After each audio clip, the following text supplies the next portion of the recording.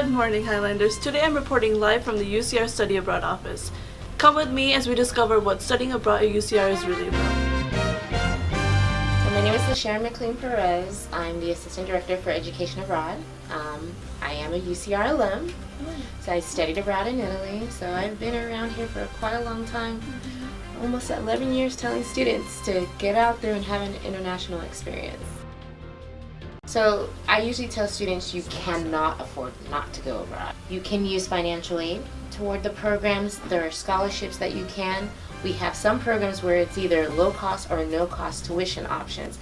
So finances should not be an option of why you can't have an experience abroad. Right. So with early planning, I always say get on my beg, borrow, steal plan.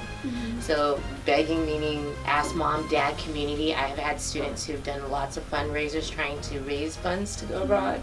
Borrow, of course, financial aid as well.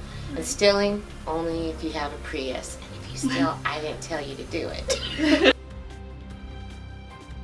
Well, I mean, with proper planning, you can still be finished in 4 years. I always tell students that, of course, if you're procrastinating and you don't see me until your senior year, it could delay you, but with proper planning, you can get done in time. The whole point of study abroad is that keyword steady. So working with the academic advisors, working with us, that we can try to find a program that's going to fulfill the credits that you need and get you the classes that you're needing to take so that you can get done in time. Well, safety is one of those things relevant.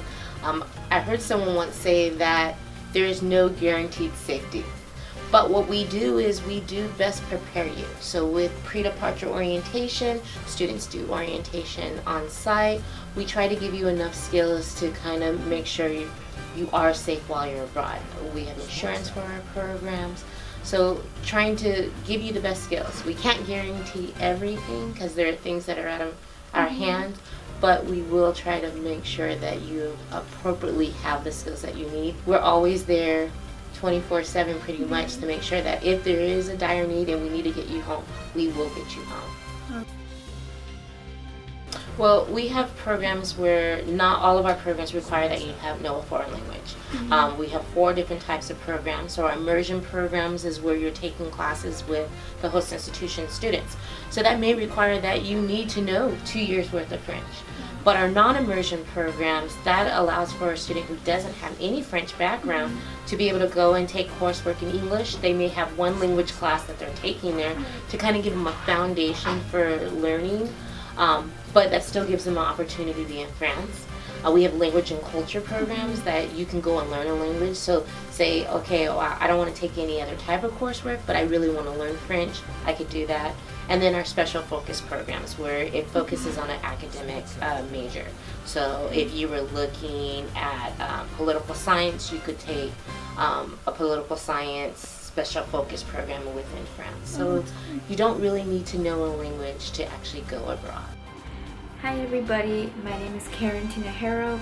I'm a 4th year. I'm studying business marketing and I'm currently abroad in Tokyo, Japan. First of all, in Japan, I've had so many wonderful experiences so far. I've made so many friendships. I've learned so much about another culture and I feel like I've absolutely changed as a person. So I've been to many places in Japan so far. Some of my favorites have been Osaka, which is south of Tokyo, Kyoto, which is right next to Osaka, many temples and shrines, and there's so much beauty and nature in Japan that I've seen. Forests, bamboo forests, beaches, the sea, beautiful skylines, night views, nature, and people appreciating their culture. I've also been to Hokkaido, which is another island north of Japan, and I've been in Tokyo for about almost 3 weeks now, and I've absolutely loved Japan, and I don't feel like I am very affordable. And the number one reason it's so affordable is because there's so many scholarships that are available. There's so much money out there waiting for us to just take it. But students don't realize that the opportunity is there. I applied to maybe 10 scholarships, 10 or 15, I don't even know. I got rejected a lot, but I also did get some acceptances. And now I'm in Japan and I'm not paying anything out of pocket because of these scholarships. This trip is all paid for thanks to those very generous scholarships, and I'm here just enjoying my time stress-free. When you think about it, how many times in your life will you have an opportunity to study abroad or to be abroad in another country for months at a time? I don't think that opportunity is ever going to be available for me again unless I decide to work abroad. But I've learned so much about the Japanese culture, and I've learned to appreciate it, and I'm going to take a lot of it with me when I go back. But now that I'm here, I feel completely different.